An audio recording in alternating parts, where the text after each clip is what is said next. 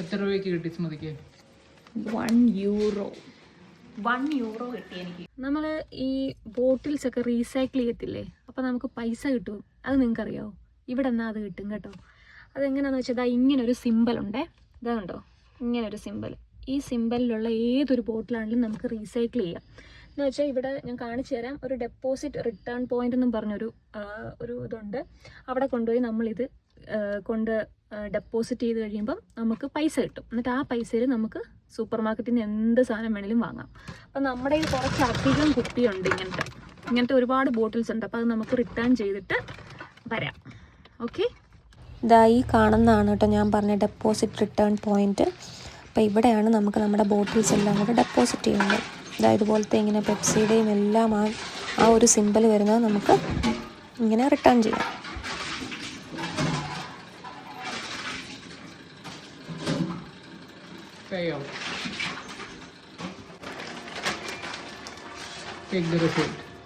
എത്ര രൂപയ്ക്ക് കിട്ടി സ്മൃതിക്ക്? €1 കിട്ടി എനിക്ക് ഇത്രയും ബോട്ടിൽസ് ഇട്ടപ്പം. അപ്പോൾ ഈ രൂപയ്ക്ക് നമുക്ക് സാധനങ്ങൾ മേടിക്കാം. ഈ രൂപയ്ക്ക് നമുക്ക് വാങ്ങിക്കാം.